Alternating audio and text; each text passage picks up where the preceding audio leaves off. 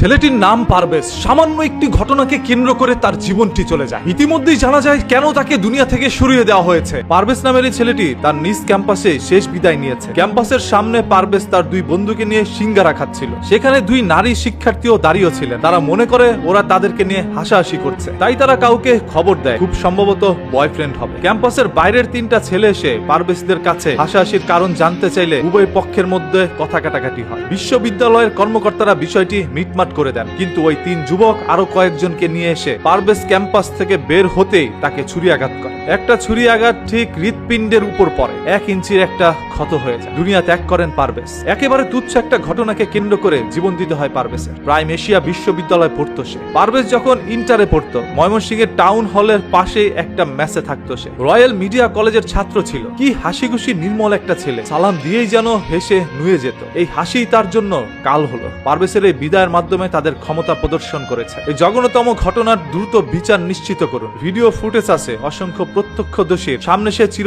নিদ্রায় ঘুমিয়ে গিয়েছেন। এখনো তার হত্যাকারীকে গ্রেপ্তার করা হয়নি। সে ঢাবি বুয়েটের ছাত্র না, এই জন্য কেউ চুপ থাকবেন না। সবাই আসামির বিচারের দাবি তুলুন। এই দেশের মধ্যে আবার দাবি না তুললে কারো বিচার হয় না। মানুষের জীবন নেওয়া এই দেশে এতটাই সহজ হয়ে গেল, যে খুশি যার জীবন নিয়ে যাবে। পারভেজের বাবা একজন প্রবাসী। সেই প্রবাসের মধ্যে বসে কঠিন পরিশ্রম করে পারভেজকে তিনি বাংলাদেশের মধ্যে পড়াশোনা করেছেন। মানুষের মতো মানুষ করে গড়ে তোলার জন্যই তার বাবার এই কঠিন পরিশ্রম। তবে আজকে হঠাৎ করে একটি আলো যেন নিভে গেল। পারভেজ তার বন্ধুদের সাথে হাসাহাসি করছিল, আর ওই মেয়েগুলো ভেবেছিল তাকে দেখে পারভেজটা হাসাহাসি করছে, যার কারণে সেই মেয়ের পরিচিত কয়েকটি ছেলেকে ফোন দিয়ে নিয়ে আসে। এসে পারভেজের সাথে বাগবিদণ্ডার মধ্যে জড়িয়ে যায়। কলেজের শিক্ষকরা বিষয়টি মিটমাট করে দিল। কিছুক্ষণ পরে পারভেজ যখন ক্যাম্পাস থেকে বেরোলো, তখনই ওই ছেলেগুলো আরো অসংখ্য ছেলেকে এনে তার উপর ঝাঁপিয়ে পড়ে, নির্মম ভাবে এই দুনিয়া থেকে তাকে সরিয়ে দেয়। ধরেই নিলাম দুইটি মেয়েকে দেখে পারভেজ হাসাহাসি করেছে, এই জন্য একটা জীবন দিয়ে দিতে হবে। ওই মেয়েগুলো কারা, ওই মেয়ের সাথে এই সকল ছেলেগুলোর সম্পর্ক কি, তাদেরকে দ্রুত বের করে আনো। এবং এই ঘটনাটিকে টেনে ধরে কিন্তু আবার রাজনীতির দিকে নেওয়া হচ্ছে, যেখানে উল্লেখ করা হয় বৈষম্য বিরোধী ছাত্র আন্দোলনের কিছু কর্মী এবং নেতা সহ এসে নাকি পারভেজের উপরে ঝাঁপিয়ে পড়েছিল। আর যেহেতু পারভেজ একজন ছাত্র দলের কর্মী, সেহেতু ছাত্র দল থেকে কিন্তু মিছিল বের হয়েছিল, যে মিছিলের মধ্যে দাবি একটাই, বৈষম্য বিরোধী ছাত্র আন্দোলনের সেই সকল নেতা কর্মীকে যথাসম্ভব দ্রুত